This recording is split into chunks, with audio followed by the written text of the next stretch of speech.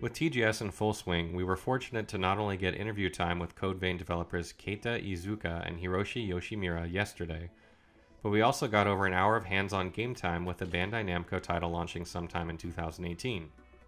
We were able to capture footage from the game to share with everyone, and you will see things that you have not seen before. Read on as we answer many of the questions you may have had about this Vampire Souls ARPG coming to PS4, Xbox One, and PC. In our interview with Iizuka-san and Yoshimura-san, we learned that Code Vein will be 100% open world, with players being able to pick and choose when and where they go.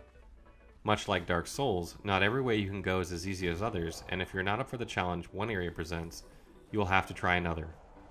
Luckily, the game features some checkpoints that facilitate fast travel for your convenience, even if we don't know how many or how often they will be spread through the game. Something we loved and hope stays the same is that there was zero load time when teleporting. It was literally instant. Code Vein features something that neither Souls or Bloodborne has, and that is the optional player companion that assists you and speaks to you throughout the game. The one featured in our demo was named Maya, but we were informed there would be many more companions to pick from, and that they would be unlocked as the player progresses the game.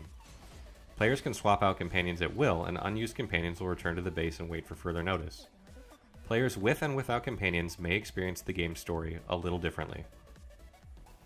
During our interview, we asked if the game would feature online multiplayer or co-op of some form, and although the devs said that it doesn't presently, they did mention that they are working on ways to incorporate it into the game. Because of the companions being very much story related and the way the game is presently designed, they said they were unsure just how this would take form and they don't quite know how to pull it off. One can only hope they can get it figured out by launch, because it would be a huge boon to the game. Like Souls and Bloodborne, Code Vein features no difficulty modes. Either you can beat an enemy, or you can't. Since the game doesn't dictate which order you go where, players may discover that they should have gone right when they went left. Some players will find that annoying, but Souls vets like myself think that's all part of the fun and makes the experience of these types of games so unique. Regardless of how you feel, you're just gonna have to get good or get the fuck out. During combat, if you die to an enemy or boss, your companion can revive you or you them using an ability. It isn't unlimited and only resurrects you with about a quarter of your health, but it can be a tremendous lifesaver, pardon the pun.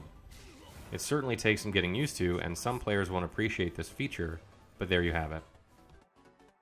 Magic in Code Vein, called gifts, allows the player to heal, increase their damage, take less damage, and so on. Each gift has a cost, and it pulls from a pool of an unknown resource that builds up as you hit enemies. Every 3 strikes, you'll gain one of this resource up to whatever your cap is. My guess is that one of the stats the players have will raise that cap, allowing the player to store more resource and thus cast more spells. Some gifts cost 1 resource and others may cost 6. It's entirely possible to stunlock enemies or interrupt them, but doesn't always occur. What the determining factor is must be poise, and when you wield a large weapon you will find that after a certain point in the windup, much like Souls, you will follow through no matter if hit or not. And like Dark Souls 3, it would seem at first glance this is tied to the weapon, not the armor you were wearing. There are stun parameters on weapons. However, since we weren't given access to any other armor, this needs more testing to determine exactly how it works. When facing enemies, I tried to parry and backstab to see if they were both possible, and found that parries are very much doable and use the L2 button just like Souls. However, they were rather difficult to pull off, you can take a lot of damage very quickly if mistimed, and there didn't seem to be a way to riposte afterwards. Backstabs I could not seem to do for the life of me. Not only did they appear to not have a window, but enemies don't seem to give you much of an opportunity, so even if there was one, you won't be able to do it very frequently. What I mean by that is, the enemy AI simply doesn't give you its back easily and seems somewhat smarter than Souls games. When asked about whether or not there would be New Game Plus, the developers responded that they were still unsure about this aspect of Code Vein. They mentioned that they want players to enjoy multiple playthroughs with many different builds since there's a great variety in blood cores. Given the game has choices that can be made in different companions, there are many types of things you'd miss in a single playthrough.